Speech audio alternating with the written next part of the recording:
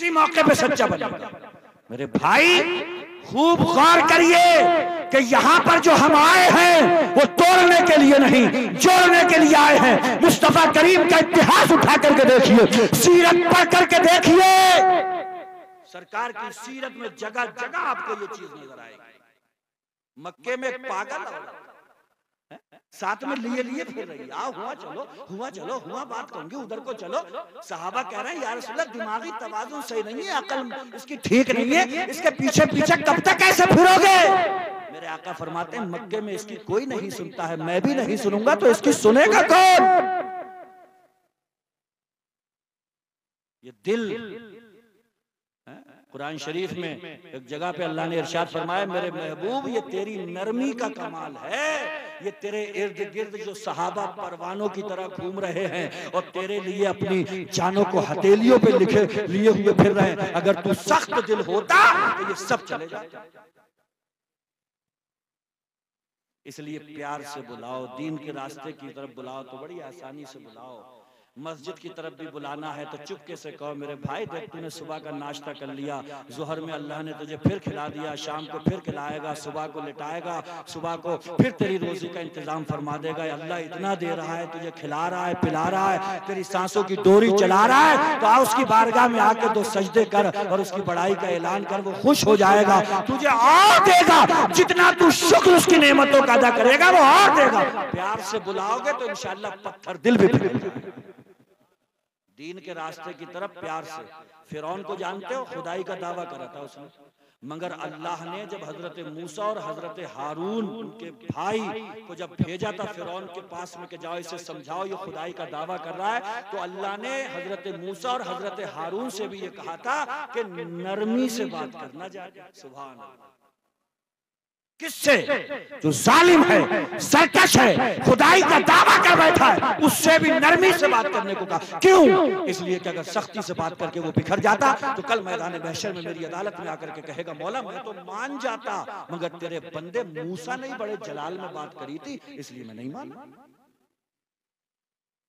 प्यार से कहो, नरमी से कहो, समझाओ, बुझाओ, लाइन पे लाओ। मेरे आका सल्लल्लाहु अलैहि वसल्लम, अल्लाहु अकबर, बात आई है तो मैं उसका जिक्र कर दूं। एक साहब आकर के कहने लगे, या रसूलल्लाह मैं कलमा पढ़ लेता हूँ, मुसलमान हो जाऊंगा, मुझे जिना की इजाजत दे दो। माअज़ल्लाह रब्बिल आलमीन, जिना की इजाजत दे दो। सहाबा इकराम ने तलवारें सूख ली, या रसूलल्लाह इजाजत की गर्दन मार दे।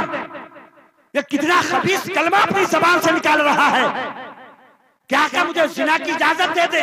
मेरे आका ने फरमाया, सहाबा ठहरो। और मेरे आका ने फिर देखिए कहां से मेरे मुस्तफा शुरू होते हैं, इरशाद फरमाते हैं, ये बताओ क्या तू अपनी माँ से जिना करेगा? बोले कैसे, मैं सोच भी नहीं सकता। बहन से करेगा? नहीं बिल्कुल भी नहीं। बेटी से करेगा? नहीं। खाला से करेगा? नहीं। मेरे हुजूर फरमाते फिर जिस औरत से करेगा वो किसी की तो माँ होगी, किसी की तो बेटी होगी, किसी की तो बहन होगी, किसी की तो खाला होगी, किसी की तो फुप्पा होगी। खुदा की कसम मुस्तफा जाने रहमत ने उसके सीने पर अपना दस्ते मुबारक रखा, जो गंदा ख्याल उसके सीने में था मुस्तफा के दस्ते करम की बरकत से वो ख्याल दूर हो चुका था। और ये जिना जो उसे महबूब था, प्यारा था, कहता है या रसूल अल्लाह ये जिना आज के बाद से मुझे सबसे ज्यादा नापसंदीदा। नारे तकबीर, नारे तकबीर, नारे रिसालत, नारे रिसालत। मुफ्ती शारिक साहब क़िबला, माशाअल्लाह माशाअल्लाह। तो दीन के रास्ते हैं ये, नरमी से बुलाना है। चूड़ियों का गट्ठर सर पे, सुनसान जंगल से गुजर रहे हैं, एक बदमाश ने आकर एक लठ मारा चूड़ियों की गठरी पे बहुत दिनों से, और उसके बाद में पूछा, अबे क्या है इसमें? तो बड़ी मासूमियत से वो बोला, भाई साहब एक लठ और मार दो फिर इसमें कुछ भी नहीं।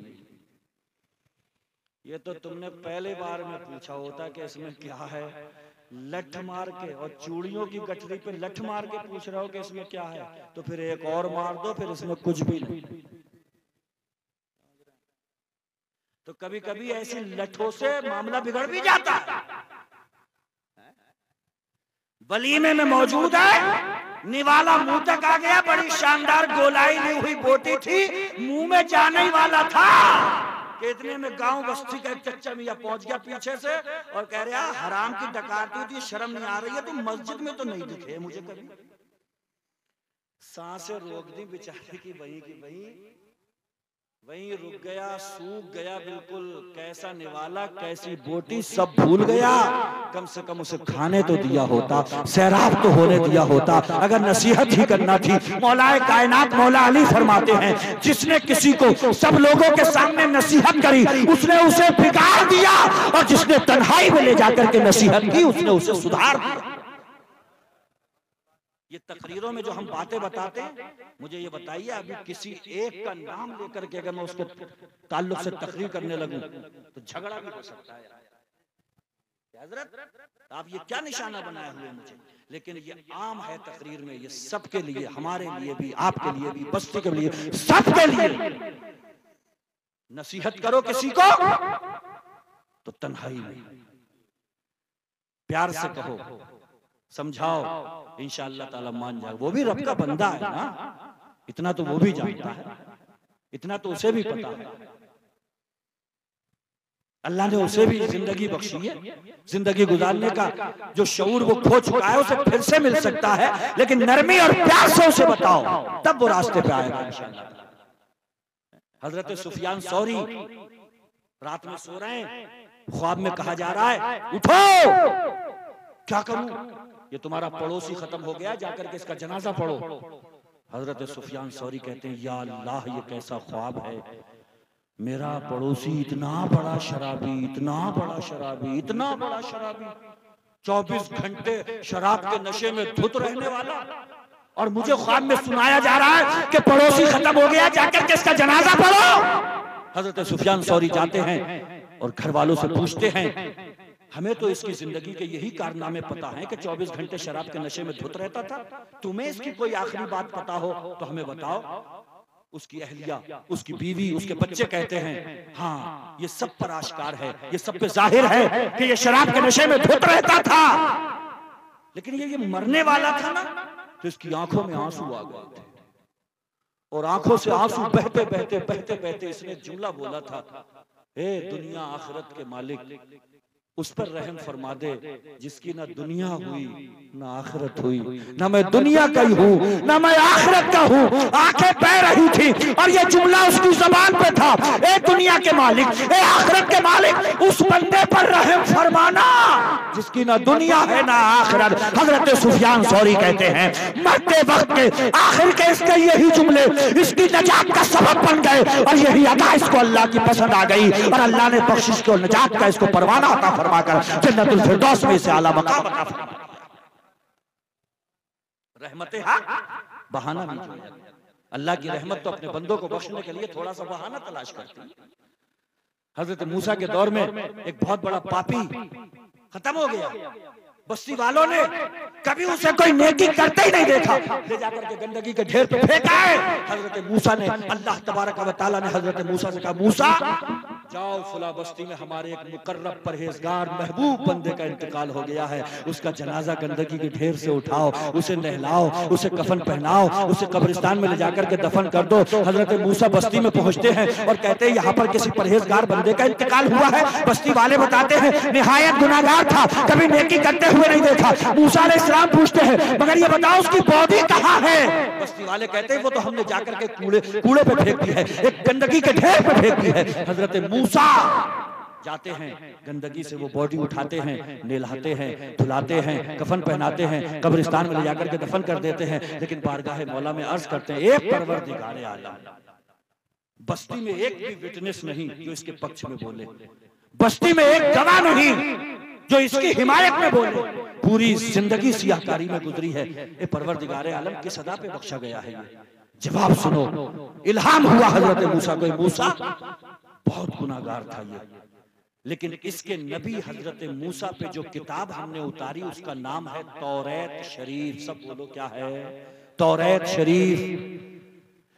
एक दिन ये अपनी गुनाहों की जिंदगी से जो है ऊब चुका था, तो इसने अपने हाथ धोए, मुंह धोया और सोचने लगा, लाओ मेरे नबी पे जो किताब उतारी है अल्लाह ने, आज उसको पढ़ के देखता हूं कि उस किताब में लिखा क्या है। सुभान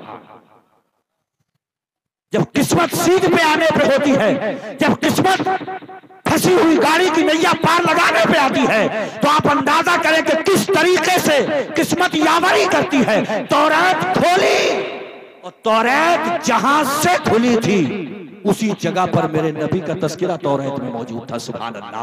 अहमद मोहम्मद रसूलुल्लाह का तस्करा मौजूद था, खातिमुल अंबिया का तस्करा मौजूद था। उसमें लिखा था तौरात में एक आखिरी नबी जलवागर होने वाला है। आसमानों में उसका नाम अहमद है, जमीन पे उसका नाम मोहम्मद होगा। इसने जब ये मोहम्मद नाम देखा, लिखा हुआ ना तौरात में, तारीख के पन्नों में दर्ज है ये वाकया कि उस हजरत मूसा अलैहिस्सलाम की कौम के उस बंदे ने तौरात को पास में किया, नामे मोहम्मद को चूमा और जहां से तौरात को उठा के लाया था वहीं ताक में ले जाकर के रख दी और खत्म हो गया। अल्लाह ने इरशाद फरमाया, ए मूसा, हमें इस बंदे की यही अदा पसंद आ गई है कि इसने तौरात की जगह से खोली थी, उसी मकाम पर मेरे हबीब का नाम लिखा हुआ था, इसने वो नाम चूम लिया है और नाम चूमने की बरकत से हमने इसे जन्नत का परवाना आता था। जहां पर वो कहार है, वो बख्शने पे आए तो बड़ा रहीम करीम भी है, बड़ा करीम है वो। मैंने शायद पिछली तकरीर में भी आपको बताया होगा, सूरह अल-हम्द पढ़ो, अल्हम्दुलिल्लाह रब्बिल आलमीन, तमाम तारीफ है उसके लिए जो 18,000 आलमों को पाल रहा है, जो 18,000 आलमों को पाल रहा है। बड़ा जरूरी था उसके लिए कि वो रहमान हो, वो रहीम हो। सुभान अल्लाह, बड़ा जरूरी है। वरना तो हमने देखा है 8 घंटे की ड्यूटी करने वाला अगर मजदूर आधा घंटा अपनी ड्यूटी में से निकाल जाए तो बॉस बिगड़ जाता है, कभी कभी वहीं से निकाल देता, चला तो ड्यूटी भी सीट से नहीं कर पाया। मगर कितना करीम है वो रब कि हमारे गुनाह की गठरियां ले लेके फरिश्ते उसकी बारगाह में पहुंच रहे हैं कि अल्लाह तेरे बंदों ने ये गुनाह किया है, वो गुनाह देख रहा है, मगर सुबह को फरिश्तों के जरिए हमारी रोजी पहुंचवा रहा है कि मेरे बंदों की रोजी लेकर के चले जाओ, उनके दरमियान में ये रोजी बांट दो। कितना करीम है वो, कितना गफूर है वो, कितना रहीम है वो, जो 18,000 का पालनहार है। बड़ा जरूरी था कि वो दयालु हो, वो रहम करने वाला हो, वो करम करने वाला हो। फरमाता है अर्रहमान रहीम, मैं 18,000 आलमों को पाल रहा हूं तो मैं रहमान भी हूं, मैं रहीम भी हूं। जिसने पाला, जिसने खिलाया, जिसने करम फरमाया, जरूरी है कि मैदान महशर में हिसाब किताब भी वही ले। फरमाता है मालिकी यौमिद्दीन, बदले के दिन का मालिक भी मैं ही हूं, कयामत के दिन का मालिक भी मैं ही हूं। मैं ही लूंगा सबसे हिसाब किताब, चाहूं तो बख्श दूं, चाहूं तो फांस दूं। बड़े बड़े खुश्क मिजाज भी आएंगे वहां पे, बड़े बड़े खुश्क मिजाज, जुम्मा 8 दिन नमाज पढ़ते हुए अब किसी से बात करने को तैयारी नहीं है। कह रहे हम तो पहुंचोगे हो गए, तो कितने पहुंच गए? 8 दिन में कितने पहुंच गए मेरे भैया? तुम 8 दिन में इतने पहुंच गए, किसी से बात भी नहीं कर सकते। वो है कयामत के दिन का मालिक, 400 साल की इबादत पे इतराने वाला। अल्लाह फरमाएगा जा जन्नत में, कहेगा हम तो जाते ही 400 साल इबादत करी, वो भी एक जजीरे में करी, और तेरे इतने सही, हम तो खैर जाते ही बनता है, हक बनता है, हमारा तो खैर हक भी बनता है। अल्लाह फरमाए हक बनता है जाते ही, तो इधर को आओ। अल्लाह पाक उसकी एक आंख तराजू के एक पल्ले में, 400 साल की इबादत तराजू के दूसरे पल्ले में। अल्लाह की एक आंख जो है ना 400 साल की इबादत को ऐसे टांग लेगी, ऐसे करके, और अल्लाह फरमाएगा तूने 400 साल की इबादत के जरिए हमारी दी हुई नेमत एक आंख का हक भी अदा नहीं किया है, जा जहन्नम में। तब अकल ठिकाने आएगी और कहेगा मौला मैं अपनी इबादत की बेस पर नहीं, तेरे रहमत के सहारे जन्नत में जाना चाहता हूँ, तेरे फजल के सहारे जन्नत में चाहता हूँ। तू करम करेगा तो जन्नत में जाऊंगा, तेरा फजल होगा तो जन्नत में जाऊंगा, वरना इबादतें क्या है, रियाजतें क्या है, तिलावतें क्या है, जिस पर तू करम फरमाएगा जन्नत उसी को नसीब।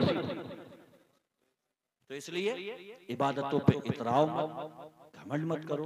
अल्लाह तौफीक बख्श रहा है तो उसका शुक्राना अदा किया करो। बल्कि नमाज पढ़ने के बाद में कई मर्तबा कहा करो अल्हम्दुलिल्लाह रब्बिल आलमीन, या अल्लाह तमाम तारीफें तेरे लिए कि तूने मुझे नमाज पढ़ने की तौफीक अता फरमाई। ये दुआ मांगी है ना। इससे जो है ना वो सब तरफ से जहन हटके उससे लग जाएगा। समझ रहे? इसको कहते हैं खुदा रुखी जिंदगी, यानी हर बात में से उसकी तरफ रुख निकाल दिया जाए। एक छोटी सी बात बताऊं, गिरजाघर समझते हो? गिरजाघर ईसाइयों का। एक पादरी वो होता है जो पूरी जिंदगी लगाता है वहीं पर अपनी इबादत, अपने मजहब के हिसाब से वो इबादत करता रहता है। एक पादरी था, चर्च में था, बैठ गया था, हजरत फारूक आजम का गुजर हुआ वहां से, तो आपने वहां से उसे आवाज दी, पादरी पादरी। उसने खिड़की से झांका, हजरत फारूक आजम ने उसे देखा और आंखों में आंसू आ गए। साथियों ने पूछा कि हुजूर आपने आवाज दी, उसने खिड़की में से झांका, आपने उसे देखा, फिर आप रोने लगे, मामला क्या है? तो फारूक आजम रज़ी अल्लाह ताला अन्हु ने फरमाया कि ये अपने दरहम, अपने मजहब के मुताबिक अपनी पूरी जिंदगी अपनी इबादत में खपा देगा, लेकिन कुरान में अल्लाह फरमाता है आमिलतुन नासिबतुन तस्ला नारन हामिया, जिस्म भी थका, मेहनत भी करी, और अंजाम क्या निकलेगा? जहन्नम के भड़कते हुए शोले। ये पूरी जिंदगी भी खपाएगा, इसी में लगाएगा, अपने धर्म के मुताबिक पूरी जिंदगी इसी चर्च में गुजार देगा, लेकिन आखिर में तस्ला नारन हामिया, जहन्नम के भड़कते हुए शोले में निकले। इस पॉइंट पे मैं ये बात कहना चाहता हूं कि वुजू भी बनाया, मस्जिद तक भी गए, कदम भी थके, जिस्म भी थका, रुकू सजदे भी किए, लेकिन करना क्या था वहां पे वो पता नहीं है। तो आमिलतुन नासिबा, जिस्म भी थका, मेहनत भी करी, और ये पता नहीं है कि मस्जिद में करना क्या है। तो ये बहुत बड़ा लम्हा फिक्रिया है मेरे भाइयों, इसलिए गौर दो इस पहलू पे। अभी मुझसे पेशरो खतीब मुफ्ती शादाब साहब भी आपको यही बता करके गए कि गालियों का एक स्कूल नहीं, सबको गाली आती है, मदरसों में इतनी तालीमात का इंतजाम है, नमाज किसी को नहीं आती है। ये लम्हा फिक्रिया है, इस पे गौर करना। कभी इस तरीके से अपने जाने वालों के लिए 10 में 20 में 40 का इंतजाम कर लेना, और उसमें जो है कुछ देर मौत के हवाले से तकरीरें सुन लेना। अगर आप ये समझते हैं कि इन तकरीरें सुन के हम जो है अल्लाह के मुकर्रब बंदे बन जाएंगे, तो याद रखना अल्लाह खुद कुरान में फरमाता है हमारे रास्ते में जो मेहनत करेगा हम मकाम उसी को अता फरमाएंगे, जो हमारे रास्ते में जिद्दोजहद करेगा हम उसी को मर्तबे अता फरमाएंगे। अल अताया अला कदरिल बलाया, हजरत अब्दुल कादिर जिलानी पीराने पीर 45 साल 40 साल ईशा के वजू से फजर पढ़ते हैं। मतलब कहने का यह है पूरी रात बावजू रहते हैं, टूटता है तो फिर बनाते हैं।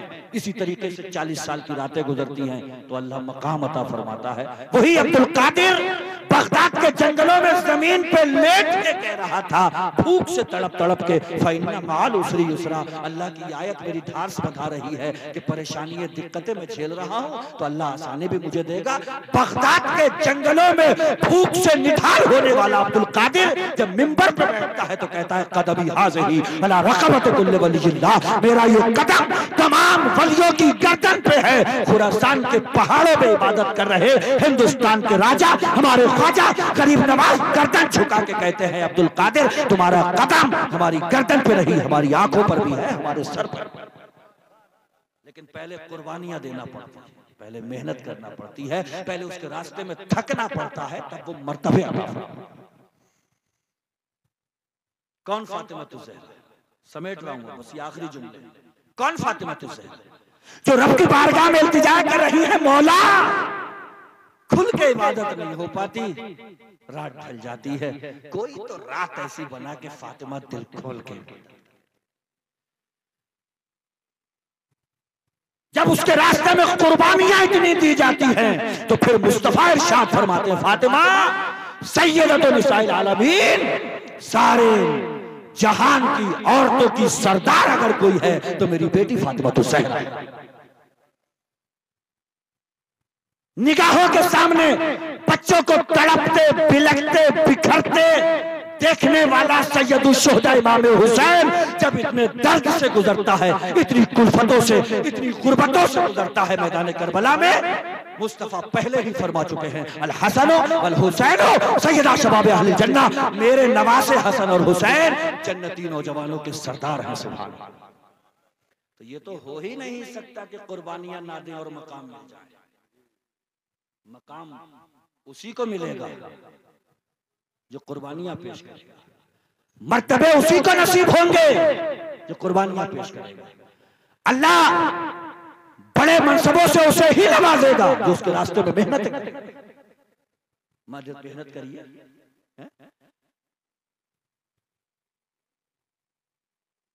हदीस शरीफ है, मुस्तफा करीम फरमाते हैं अल माहिरो बिल कुरान माल किरामिल बरारा, जो कुरान को धड़ाधड़ पढ़ लेता है, रवानी से पढ़ लेता है, स्पीड से पढ़ लेता है, बगैर अटके पढ़ लेता है, आका फरमाते हैं फरिश्तों के साथ होगा मैदान महशर। अगला जुमला जो मैं आपको बताना चाह रहा हूं, वल्लज़ी यक़राउल कुरआना व यतताअउ फीही व हुवा अलैहि शाक़्क़ुन, आका फरमाते हैं और वो बंदा जो कुरान पढ़ रहा है मगर जबान में तुतलाहट है, हकलाहट है, परेशानी हो रही है, दिक्कत हो रही है, अल्फाज जबान पे चढ़ नहीं रहे हैं, बार बार कोशिश कर रहा है, हुजूर फरमाते हैं फलहू अजरान, तो उसके लिए अल्लाह तबारक व तआला दुगना सवाब अता फरमाएगा।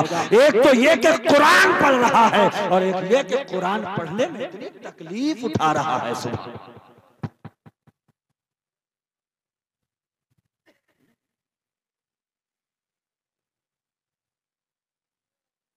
भोंपू से पूछो जन्नत जाएगा और जो मनो तू मस्जिद कब से नहीं गया, तो चला जाऊंगा, चलो जाओ। जन्नत के लिए इतनी जल्दी मुंह खुल रहा है, अरे बहुत बढ़िया जगह जाएंगे ना इसमें।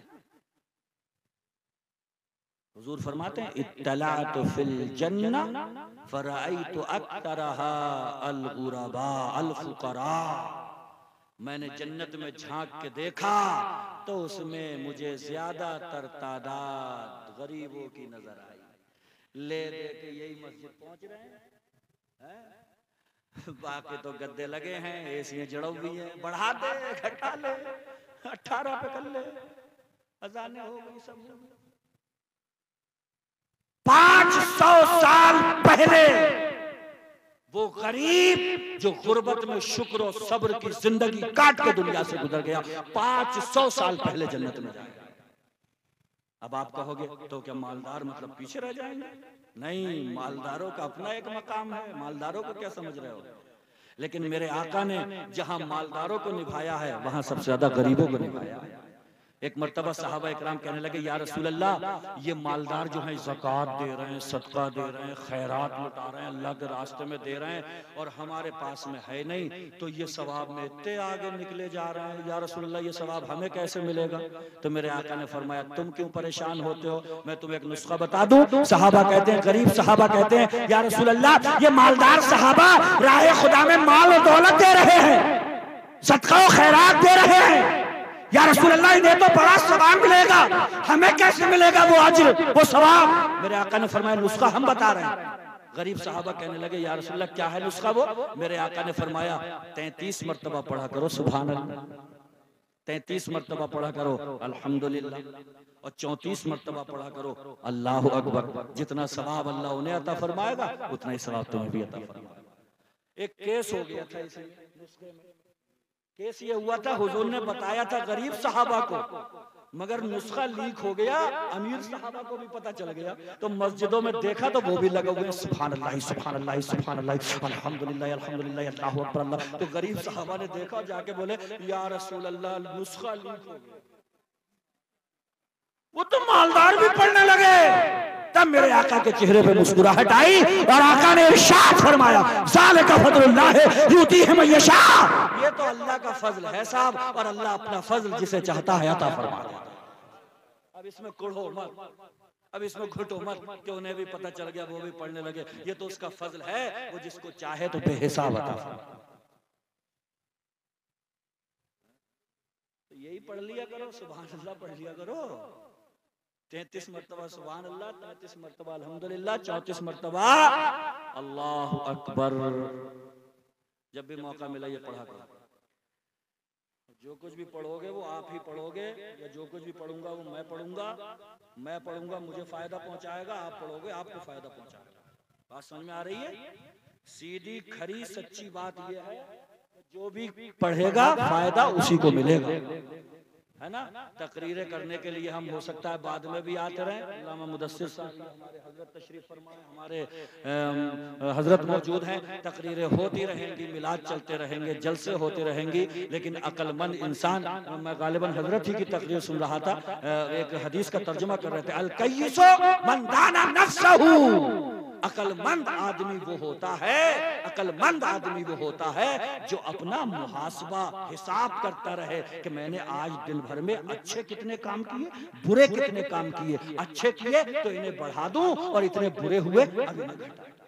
अल कय्यिसु मन दाना नफ्सहु, अकलमंद, अकलमंद आदमी वो है जो अपना जोड़ घटाव करता रहे। समझ रहे हैं? 22 लाख मुरब्बा मील पर हुकूमत करने वाले उमर लहलहाती घास को देख के कहा करते थे, ए अल्लाह तूने मुझे घास बना दिया होता, मामला खत्म हो जाता। हमारी तुम्हारी तो खैर गिनती ही किसमें है, इसलिए बहुत जरूरत है इस बात की। मिशकात शरीफ की आखिरी हदीस जो सबको तसल्ली मिल जाए और बात वहीं पे खत्म। मिशकात में एक हदीस है, मुस्तफा करीम इरशाद फरमाते हैं, मेरे सहाबा जितनी बातों पर तुम्हें अमल करने के लिए कहा गया है, हुक्म दिया गया है, अगर उसका 10वां हिस्सा भी अमल करने से रह गया तो याद रखना हलाक हो जाओगे।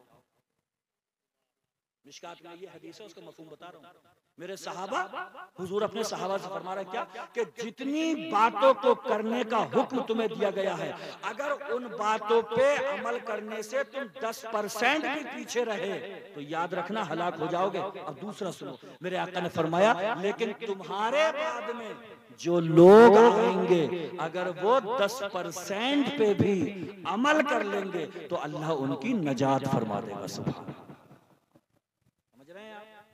100 का 100% वो था कि पूरी पूरी रात गुजरती थी, 10% ये हो जाएगा कि ईशा पढ़ के सो जाओ।